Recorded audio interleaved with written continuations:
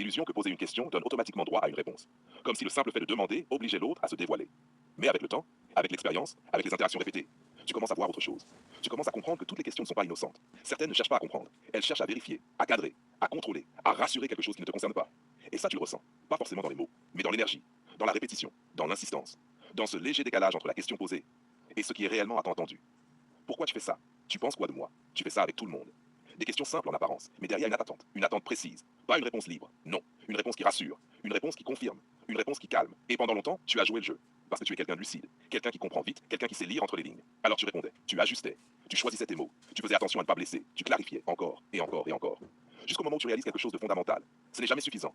Parce que ce n'est pas ta réponse qui est attendue, c'est un apaisement. Et cet apaisement, s'il ne vient pas de l'intérieur de l'autre, il ne tient jamais. Alors tu peux répondre parfaitement, être clair, être cohérent, être constant. Si en face il y a du doute, ce doute trouvera toujours une nouvelle question. Toujours. Une autre formulation, un autre angle, un autre moment. Et là, tu comprends. Tu comprends que répondre à toutes les questions, c'est pas être ouvert. C'est entrer dans un cycle. Un cycle où tu deviens une source de régulation émotionnelle. Et ce rôle, tu ne l'as jamais choisi. Alors quelque chose change. Pas dans ce que tu es, mais dans ce que tu acceptes. Tu commences à filtrer, pas les personnes, les intentions. Tu écoutes toujours. Tu observes toujours. Mais tu ne réponds plus automatiquement. Et ce premier silence, il est puissant. Parce qu'il casse une attente, une habitude, un automatisme. Et en face, il se passe quelque chose. Un léger flottement, une incompréhension, parfois même une tension. Parce que la personne ne reçoit pas ce qu'elle pensait obtenir. Et là, tout se révèle. Soit elle reformule plus calmement, soit elle insiste plus fortement. Soit elle se dévoile, involontairement. Et toi, tu vois. Tu vois enfin l'intention derrière la question, sans effort, sans analyse forcée, juste parce que tu n'as pas rempli le vide. Et ça, c'est un pouvoir que peu de gens utilisent. Le pouvoir de ne pas répondre. Pas par fuite, pas par arrogance, par clarté. Parce que tu comprends une chose essentielle. Répondre à une question, c'est aussi valider la place qu'elle prend. Et certaines questions ne méritent pas cette place. Alors tu changes de posture. Tu ne deviens pas fermé, tu ne deviens pas froid, tu deviens sélectif. Et cette sélection, elle n'est pas basée sur l'ego, elle est basée sur l'équilibre. Tu ne refuses pas la discussion. Tu refuses de devenir un outil de réassurance. Et ça change tout. Parce que quand tu ne réponds pas à une question chargée, tu crées un espace.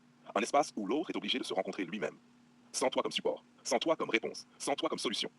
Et cet espace, il peut être inconfortable, très inconfortable. Alors certains vont essayer de le combler rapidement, en posant une autre question, en insistant, en changeant de ton. Mais toi, tu restes stable. Tu ne te précipites pas, tu ne te justifies pas, tu laisses le moment exister. Et dans ce silence, il y a un message clair, sans mots. Je ne fonctionne pas sous pression émotionnelle. Et ça redéfinit tout. Parce que tu sors du rôle de celui qui répond pour entrer dans celui qui choisit. Et choisir, c'est reprendre le contrôle de ton énergie, de ton temps, de ton espace, mais surtout de ton identité.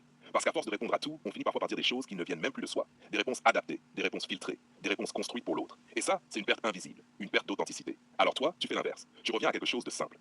Si la question est saine, tu réponds. Si la question est floue, tu observes. Si la question est chargée, tu ralentis. Et parfois, tu ne réponds pas.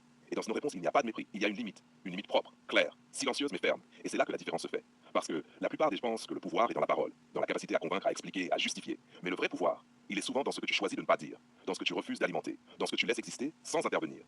Et ça demande une force particulière, parce que ça va à l'encontre de tout.